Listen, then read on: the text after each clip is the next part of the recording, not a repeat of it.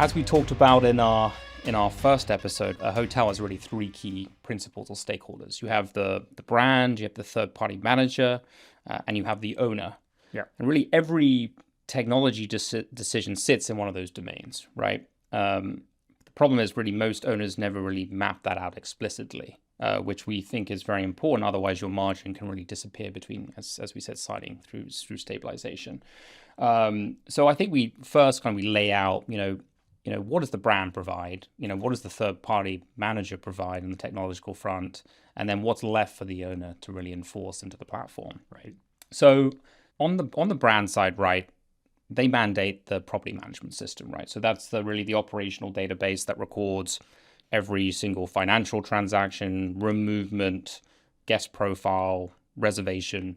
That's the thing that you pay for in your franchise fee. Mandatory, nothing really an owner can do about that.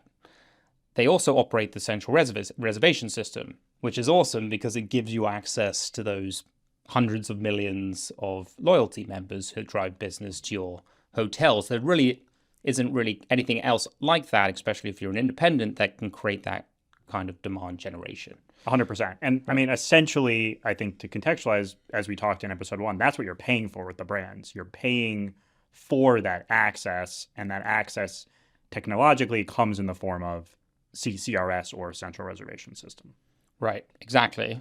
And then they have obviously their own revenue management system, which they largely run for their platform level. And we can talk about why that's a good thing because it creates provides some kind of basis of revenue management system, revenue management, but also isn't great because it doesn't give you the granularity that you need to make key decisions, good decisions. And then it has this awesome sales platform, which you pay for, obviously, your royalty fee and the franchise fee, which a lot of people don't really know about or don't give enough credit to, which is, creating all these platform level decisions on group business and trying to been driving them to their loyalty hotel, like the hotels in their loyalty platform. Exactly. A lot of great things that these brands do technologically provide that infrastructure for you to exploit for good purposes for your business.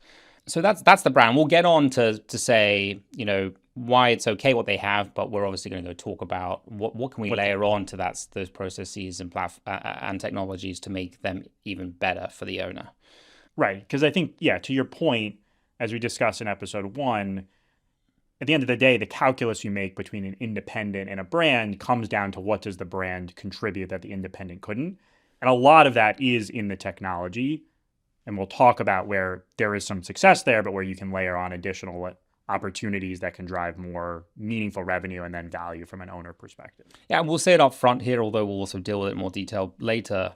The fundamental part of this whole conversation is that the brands and the managers are charging off of gross revenues. $1 of booked revenue for them is the same whether it comes from a direct booking or it comes from an OTA or whatever it is, where that's not the case for the owner. So we have to look through that lens of rate optimization very clearly when we're talking about this technological implementation. Right. I think we outlined it in episode 1, but again, just to reiterate, the brand and the manager are, to your point, incentivized on revenue and often just rooms revenue. Whereas obviously as the owner, your value comes from profit at the end of the day. Right. And so most of the systems that the brand mandates and that the third-party manager prefers are optimized to drive revenue. Again, a dollar booked direct is a dollar in the owner's pocket, let's just say hypothetically. But a dollar booked on Expedia or Booking.com or name your OTA is maybe 75 cents to the owner's pocket. That's a meaningful difference. The brand and the manager largely doesn't care, other than the fact the brand cares driving direct such that it helps its platform. Like when we say platform, we need Marriott or Hilton or Hyatt. Doesn't matter. It helps the ecosystem, but it doesn't necessarily help your property individually. So there's the brand layer, mostly, which is non-negotiable. There's the manager layer, right? The third-party manager typically controls kind of the operational back of office, right? So accounting platform, labor scheduling tools, procurement relationships, although the brand does some of that as well, and revenue management.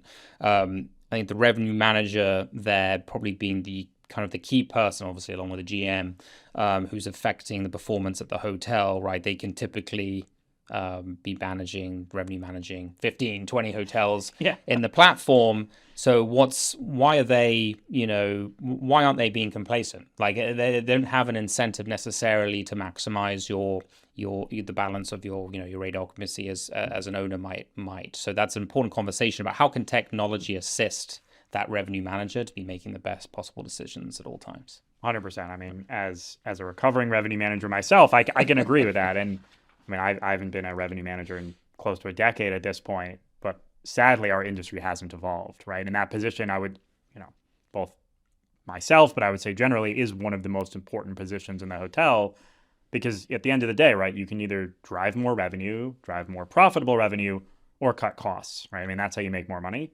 The easiest or the most direct path to that is to drive more revenue, and that's where the revenue manager is so important. And that's why selecting the right third-party operator, for many reasons, but I would say to your point, possibly the revenue manager and the revenue management system is one of the most important decisions, and that really is driven by the operator. And that's what we touch on for a second now. We can dive into it a little deeper later, but the conversation about how revenue managers and third-party managers' performances are evaluated, a lot of the time it has been through RevPAR, but not RevPAR net of distribution costs or commissions.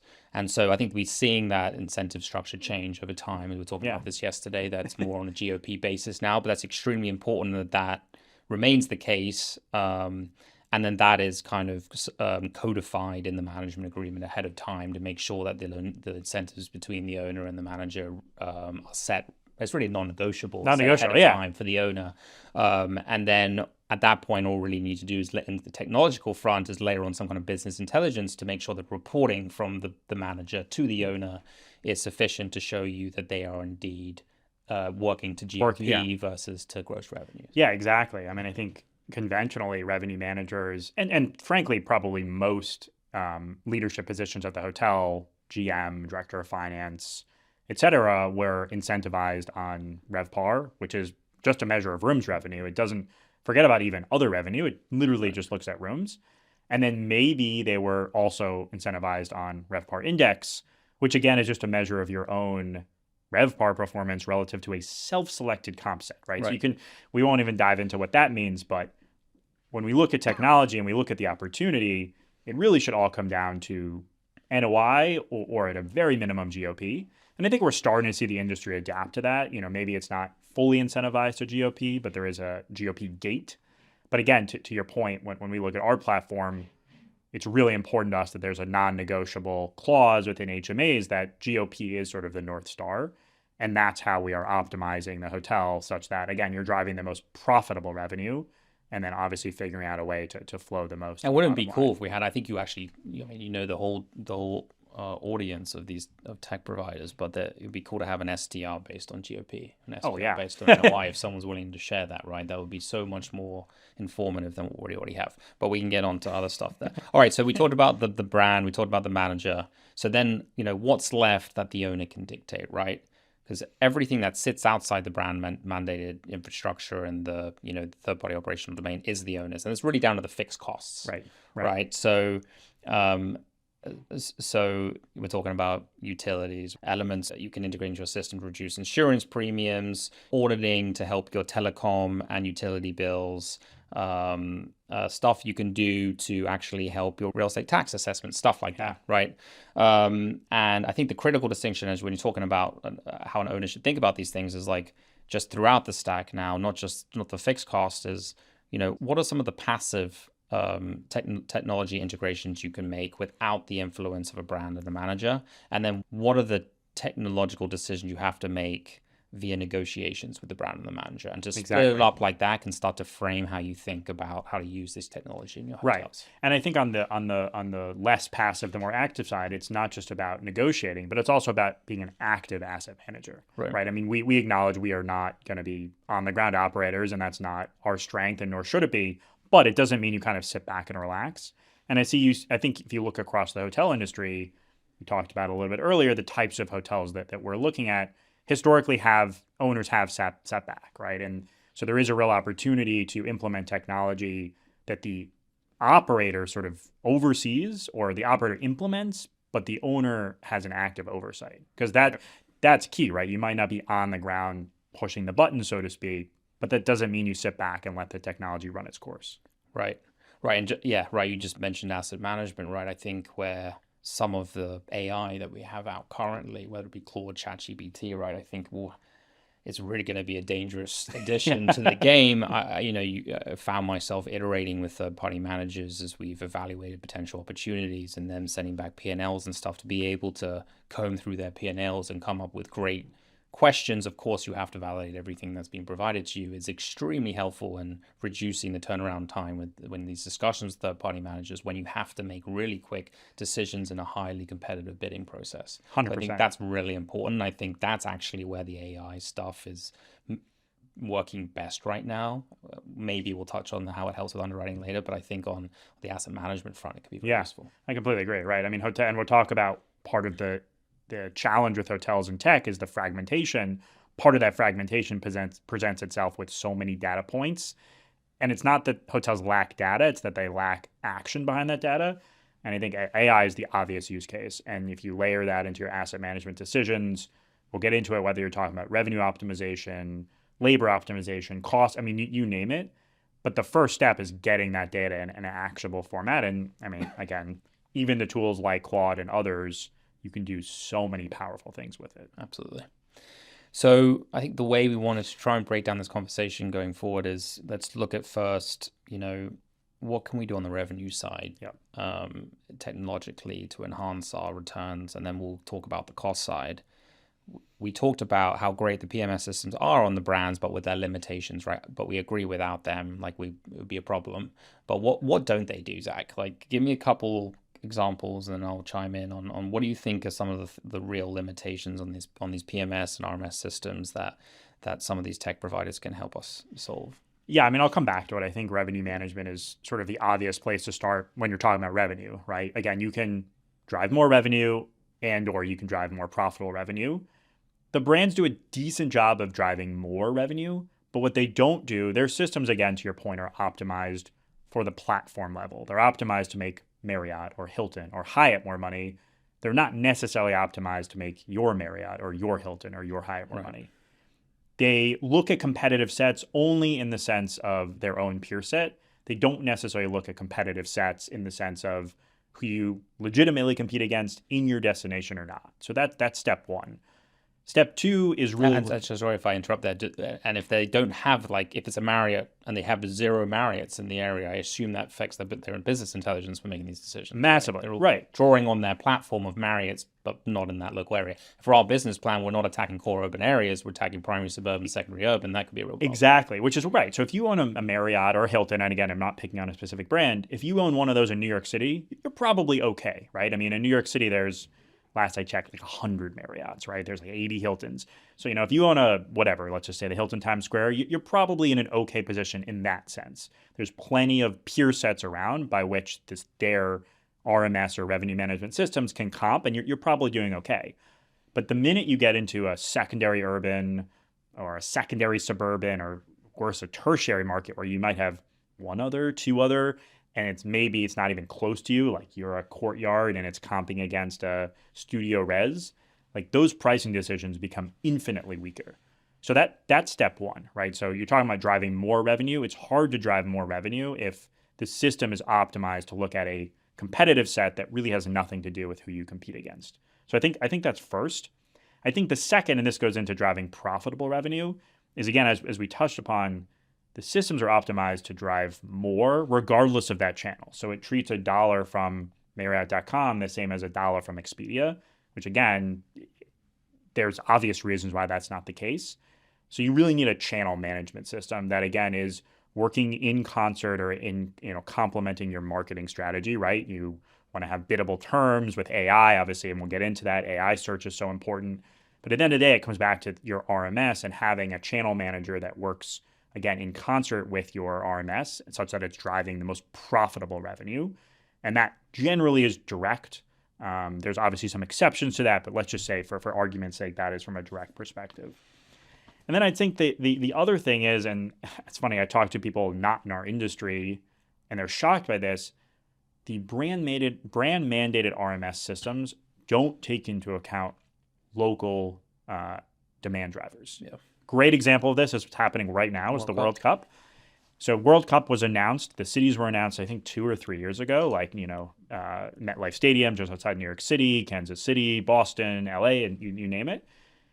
If a revenue manager didn't go into the brand mandated system and say, hey, these are World Cup dates, it would price these dates like a random Tuesday in June. So by the way, just to pitch in there, so you hear in the news everything like, oh, hotels aren't taking advantage of the World Cup, haven't seen this kind of increase in performance that they thought they were going to see, and they're blaming on geopolitical issues. Do you think actually that part of the reason is because of what you're saying now? I think it's huge, yeah. And there's been some really interesting articles written by those in the hotel industry, those from CoStar, Lodging Magazine, around how hotels were slow to react. Now, again, a lot of that comes down to the human element. And so you could point the finger at individuals, but I think it's hard to point the finger at individuals when why can't technology do that? And the reality is that it can, right? There, of course, are systems out there that look at what's happening in your market, whether it's a big thing like a Super Bowl, whether it's a smaller thing like a concert, whatever, anything that is going to impact the demand that you see, that should be factored into your pricing decision. And it shouldn't take a human to tell the system, or it shouldn't take the system, because the system will eventually catch up. It will see a spike in demand on a random Tuesday in June 2 years from now and be like, oh, I should price higher. But it shouldn't take that, right? So again, going back, like the brand mandated systems are great at driving more revenue to the brand, and they're generally built for the most straightforward assets in the largest markets. And I think the last thing that the systems are not great at, but there's great technology out there, is driving non-rooms revenue. Again, they're optimized to drive RevPAR, which is strictly a room revenue metric. They really don't take into account ancillary revenue, right? So a guest comes to your property and maybe their room rate is 10% lower than the next guest, but they're spending 100% more at food and beverage or spa or whatever. And granted, that's not knowable in advance down to a guest level, but it's knowable on like a profile level. Could be. Yeah, it could. Right. I mean, that's the thing. It definitely could be. Yeah. Yeah. But even today, it's knowable on a profile level, right? Like, I'm a business travel. I'm traveling with, name your company. My company is going to, pay for breakfast. So I'm going to buy breakfast, right? And so maybe I should be, the RMS should optimize for a slightly lower room rate, knowing. But you're annoyed, right? You spend thousands of nights at hotels, having worked at one of these brands for a long, long time, and you're like, none of these hotels ever know that I've stayed there 1,000 times. I've been like a loyal brand customer for this long, and exactly what you were just saying. Like if they knew that, they could upsell you in ahead of time, and then they could create a guest profile on you that could feed back to these revenue management systems. So next time they could project non-rooms revenue forecast for the specific guest. That could be really cool. And I think there is technology out there that's working on that. Yeah, no, I mean, that's a really good point, right? And that gets into like kind of that layer between RMS and PMS. And today that's part of the issue too, is most brand RMSs are siloed systems. They don't integrate with the PMS. They don't integrate with loyalty programs.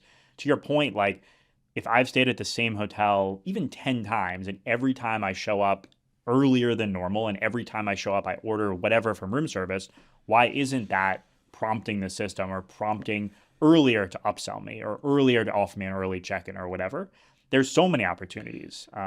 Since we talked about like one-time events like World Cups and also more recurring events like concerts and then ancillary revenue beyond rooms, maybe this is a good time to talk a little bit about dynamic pricing too, and how that is not effectively dealt with on the technology discussion with the brands and the managers, and how huge an opportunity there is to integrate or layer on top technology that does adjust pricing dynamically, especially when it comes to cabana bookings or meeting space bookings in high demand times, or on a parking front if there's a concert. And obviously the brand mandates some guest spots, but the non-guest spots that are underutilized, which should be dynamically priced in those occasions as well. There's a huge amount of opportunity there for feedback loop into the RMS system to maximize revenues. Totally agree. I mean, I always was amazed when I was a revenue manager working on property. You'd spend, hotels have weekly revenue management meetings. Typically, they're an hour or 2 hours long, and the whole meeting would be spent on how to theoretically optimize your pricing such that you drive more guests to your hotel.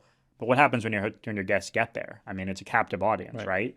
Like you think about you think about Uber, to me, is the obvious example for dynamic pricing. That is as much that's a transactional occurrence, right? It's transportation. And yet people are very willing to pay different prices depending on the time of day, depending on where they're going, everything else. Parking is an obvious answer. Food and beverage, I think, to some degree is an obvious answer. If you're a resort, golf, spa, basically anything that has variable pricing or variable demand should have variable pricing. And hotels really don't do a good job of that. There is technology out there today. There's a couple of companies that have actually done a really good job of this, but it's not as ubiquitous as it should be. Yeah, it's crazy. The dynamic variable pricing we just talked about, the opportunity to upsell prior to arrival we talked about. What about the checkout experience too? Or like timing the review after a great customer interaction instead of waiting 2 months to get that feedback. I think the review piece is really interesting and important as we enter a phase, and I know we'll talk about it, where something like 40% of travelers start their search via AI. AI today, and the understanding is it will probably continue, pulls majority of its travel information from review sites. And so it's not just about the score you get, it's about what people are actually saying. And so to your point, if a hotel can time its, hey, leave us a review with somebody that just had a great experience in a certain aspect of that hotel, not only obviously does it help their score, but it helps them be more searchable on AI, which today that's going to, maybe not today, but let's just say in 6 months, a year, that's going to be the most important booking Right. channel. So typically, right, when you go, and unless you're a very loyal Marriott, Hilton, Hyatt member, which maybe you'll still go direct to the brands, but you could also go via Claude or these chat GPTs. But, the SEO, the search optimization has really switched to something called GEO, which is like through the AI stuff. And so it's becoming increasingly important as a hotel owner to make yourself readable to these AI platforms, right? And what does that mean? By the way, it means a lot. There's like a lot of very stringent, clear rules about how you need to code and set up your questioning, and how you should title stuff on your website, and how you organize information that is most readable with when the AIs are screening all these different opportunities for potential customers. So the GEO conversation has become more and more important over time. And if you're not a hotel that is set up on the back end to be readable by these technologies, no one's going to know you exist. It's so interesting. I heard about this I thought it was fascinating case study of a hotel in New York City that has a rooftop bar. And the marketing for years was, we have breathtaking views of Manhattan. If someone wants to Claude or any other AI and said, I want to go to a rooftop bar in New York City, this hotel never came up, because nowhere did it say we had a rooftop bar, which is not marketing. It's literally, that is what we have. Equinox Hotel. Well, I actually don't know which one it was, but yeah, to me that's right. Like it's like, we don't yet know exactly how AI search is going to transform the travel industry, but we know it's going to. It's weird because I did a little experiment the other day on Claude, and I was just like, I want to go to this kind of hotel in this location, and it still drives me directly to the Brown website. Yeah. But it changes every week. But it changes. Yeah, so right. I'm not quite sure where it goes. Where it's All I know is that you got to hire someone or have someone in your team that knows what the hell's going on, because they're going to need to direct you to how every week to update your systems in order to be readable by these technologies. But it goes back to, like, there's driving more revenue and there's driving the most profitable. Right. And so if AI is now going to be the primary place people start their search, to your point, you need to have either a system or a person or both, ideally starting with the system such that your hotel comes up, and B, it comes up such that it's bookable direct. Because otherwise, you're not only going to get the eyeballs, but you're not going to get the most profitable. And that all comes back, I think, to the RMS system that works, again, not in a silo. It has to work across PMS, if you have a marketing system, sales system, everything else we're going to talk about. But that's really the opportunity. Yeah, very interesting. And then just before we move on to the cost side, little roundabout, wanted to mention the EV parking too. Oh yeah, just because I think it's an interesting opportunity that I think for the hotels that we're looking at, typically suburban, will have parking spaces. I think people 10 years from now will be driving more electric cars than today. And I think there is evidence that suggests that people who drive these cars, park them and charge their cars, spend longer in the hotel, spend more money in the F&B, actually have longer stays at the hotel as well. And of course, if you don't have these EV chargers, a lot of people will decide not to even stay at your hotel. So I think there's a big opportunity there. This is more of a hardware installation capital cost question, but it's technology question too, in terms of how the feedback loop into your overall PMS, RMS system, optimizing revenue in general. And then on the cost side, right, just it's pays for itself really. These federal tax deductions you get even from installing the EV chargers. Right. It's a great incentive for you to get an easy win early on in your investment. Yeah, I mean, I think it's a really good point, right? I think California is mandating all electric vehicles. I can't remember the year, but it's in the next decade, and I would imagine many other states are going to follow suit. So again, it's a relatively low cost initiative that can have meaningful returns. And I don't think people are thinking about it. It goes back to like parking is a non-optimized revenue source in a hotel. Anything that is space should be optimized, and so parking is the obvious answer. Right. Cool. So that's like some of the stuff on the revenue front where we think we can layer on technologically to help our returns. On the cost side, I like to split it between this is the passive stuff that owner has control on, and this is the stuff you need to talk to the manager about and get them on board. The passive stuff I hinted on at the start. Energy management, smart HVAC controls that adjust during the day to turn off in rooms that aren't occupied, LED lighting retrofitting throughout the hotel, occupancy-based lighting controls that turn it on and off depending on demand in public spaces, payment fraud prevention, replacing paper card authorization forms with secure digital verification, reducing chargebacks. These are all things that owner typically can do without manager authorization. Yeah. Of course, where this gets pretty cool is where you can integrate into the PMS or the RMS. We talked to a company this morning who does that very successfully and is beginning to talk to brands and has already got a lot of brands on board about integrating their platform into the brand standards so they can be utilized with their franchisees. So that's really on the kind of the owner control stuff. There are other big things that you can do, but those I think for me are the highlights.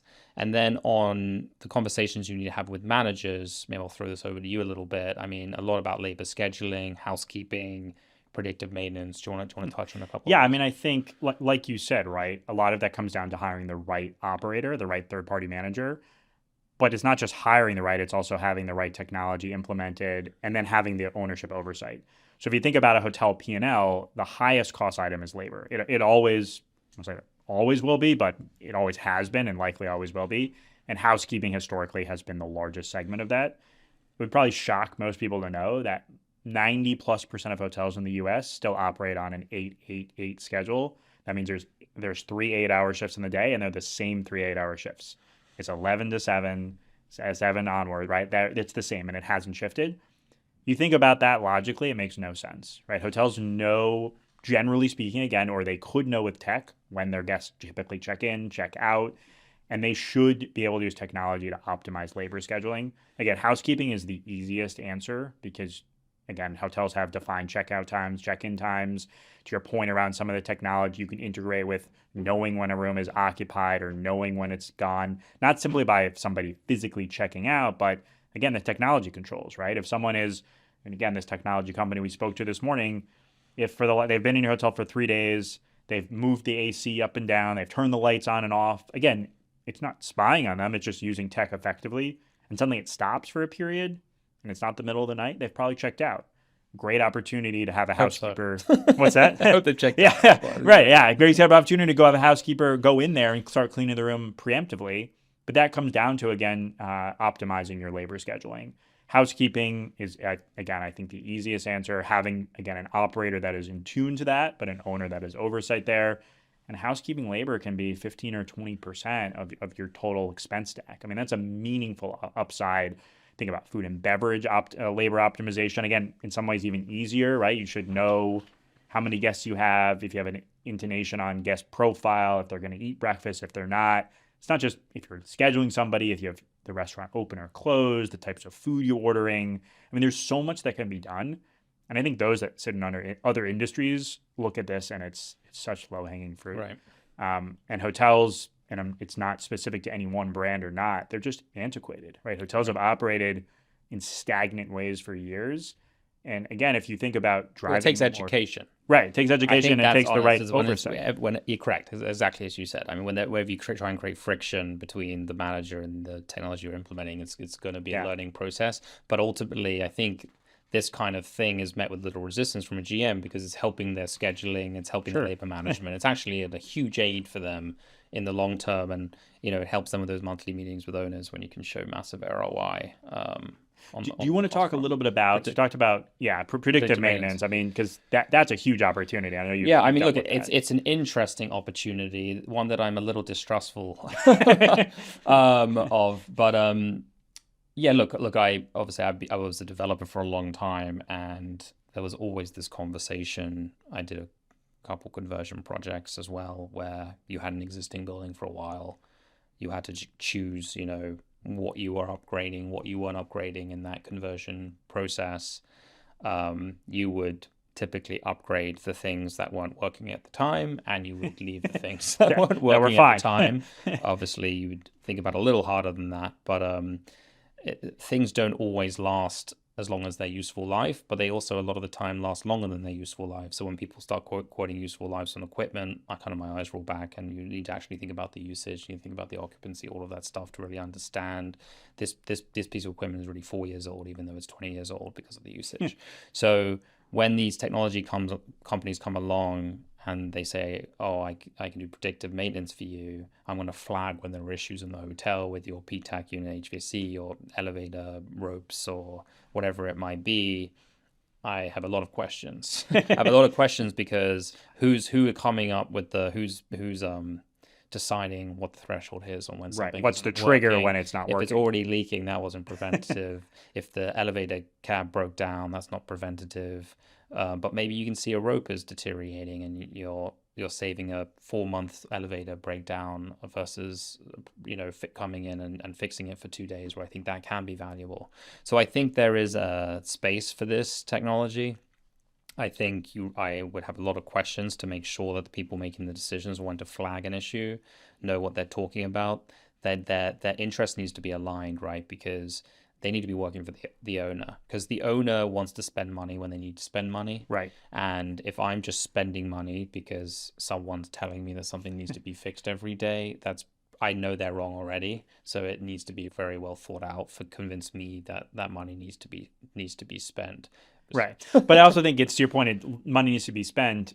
And I would assume there is technology, and the earlier you implement it in the investment cycle, the better the data gets to say, okay, if I don't, I could replace this today. And if I don't, it's going to cost me 20 grand over the next 4 years to do fixes. And then, but by the time I go to sell, the next buyer is going to have to bake that into there. So I would imagine it's not as simple as saying like, yeah, I don't need to do it today, but also in my hold of the asset, if I don't, I'm going to end up paying for it on exit. So I mean, I don't know. I totally agree, and it will correct itself Yeah. over time. I just would love for it to work day one, but I think, I think because it's being installed in so many properties, it has those case studies already ruled out, so that Right. it can bring those case studies to a new owner who's looking to implement and can be very convincing in its implementation. So I have faith that a lot of these companies are doing it brilliantly. I just, as a developer, know that it's a much more complicated decision than, oh, you're going to show me a scenario. Okay, well, I need to know who's telling you that Sure. this really needs needs to be done. yeah, Yeah. need to be spent on now. But huge opportunity for sure, especially as if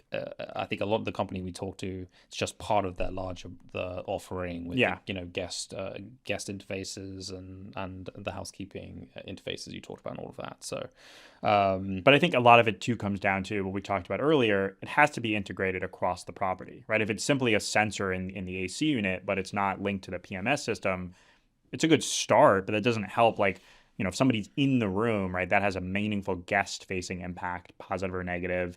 It has a property condition impact, right? So that the better it's integrated with other systems, the better action you can take. And also, I would assume the more impactful in the long right, term. and I touched on that these providers need to be working for the owners, but just to put more of a fine point on that, like if they're striking deals with brands to become part of their brand standards, the brand's incentive really would be, let's get the owner to spend as much money as much as Sure. possible, because then I keep up with my brand standards, because I'm never gonna have a leak in my property.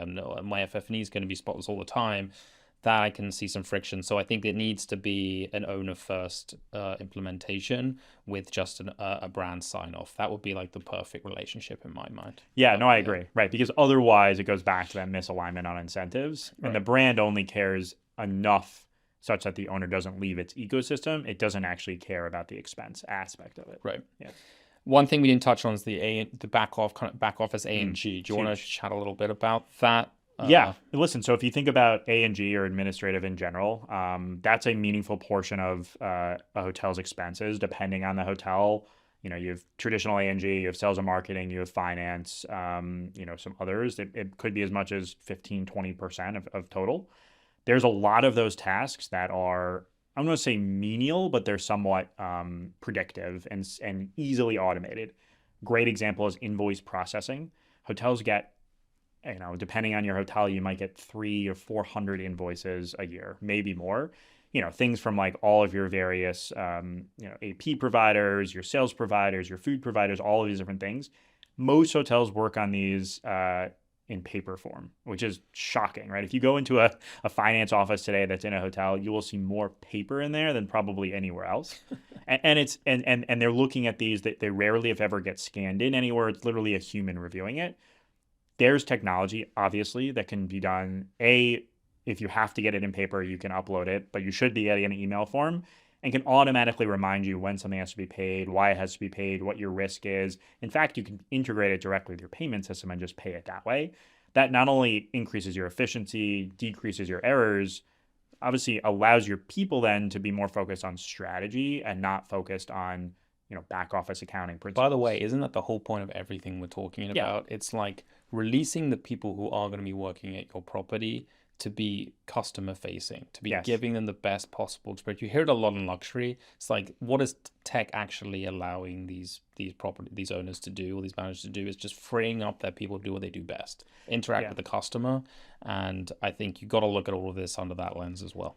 Yeah. I mean, one of my favorite quotes is Matthew Upchurch, who's the CEO of Virtuoso, which is the largest luxury hotel consortia. Their guests typically spend the most when they're on property. He has said, and he said this for years, that AI's purpose in the hospitality space is to automate the predictable such that you can humanize the exceptional. Beautiful. And so when you check into a hotel, and this drives me nuts, the front desk person often has his or her head down typing a bunch of who even knows. Right. When they should be looking up at the guest and providing a guest experience. You can't really blame that front desk person. You have to blame the systems. And there's so much that can be done to optimize that. I love that. I love that. I guess one part of this that ties into all of it too is the owner kind of business intelligence point, is that you might have all these different things that you're laying onto the platform, to whether it be revenue management systems or whatever we've talked about. If you don't have something that can look at all of these different systems you've layered on and can synthesize the information and feed it back effectively to owner, for the owner then to digest and make great decisions from, that's useless that you ever integrated them in the first place. So I think actually having technology that does that for you is also very important as that like last layer of defense. I mean, the challenge today, beyond the fact that some of the, you know, legacy hotel tech is antiquated, is that it's just disparate, right? You have a revenue management system that looks at pricing in the market and does your pricing decision. You have a PMS system that looks at guests that are physically on property and have been on property before. And then you have a CRS system that allows new guests to book. Rarely, if ever, do they all communicate. And that doesn't even factor in labor scheduling. It doesn't factor in preventive maintenance. It doesn't factor in anything. So the challenge is, A, you need some more systems that are integrated. But B, to your point, you need some layer on top of it that allows you to collect all of that in a single source and make actionable decisions.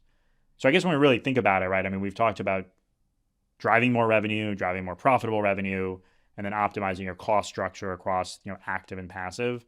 Like, what does that mean for an investor level or for us as a TBD platform? It means a lot. There's a real return argument for implementing this technology, right? So, I mean, if you take 150 key premium select service hotel, you can produce meaningful incremental and NOI compared to someone who is just passively managing these hotels without any technology. So even if you were just to say, hey, I've done some leak prevention, preventative maintenance, telecom utility audits, installed some thermostats that allows me to save some utility costs, and I'm saved $100,000 in my fixed costs a year, slap a 10 cap on that, I've just created $1 million in value in the exit. So that's a huge return argument to implementing this technology. And the numbers I just use aren't even close to where you could get to. We've done some case studies and get you up to, $500,000 on that same key count of saved either cost savings or revenue generation, which obviously creates a ton of exit value. So this is a real part of our business. Yeah. This is something that we really think is important to integrate. We are kind of splitting our way of thinking. These are the things we can implement day one, and those are typically things that are in our control, kind of the passive things that we've discussed, which I won't repeat again. And then the things that we can, do in the first 3 to 6 months, which requires more of a conversation with the manager, the advanced revenue management systems, the automated guest managing, the labor scheduling, the content AI search optimization, all that stuff, which takes a little bit more time. But by the time, a year through our 5 to 7 year hold or whatever it is, you've implemented that tech stack that is going to generate all of that alpha for your exit. So we are very focused on this. We think it's extremely important part of our platform. And I'm glad we were able to touch on just a little bit of that today. Yeah, I think it's great. Huge opportunity, I think, as you said, in an industry that, has some legacy systems, but you can really layer on some meaningful value add. Great. Till next time. Till next time. Thank you. Thank you.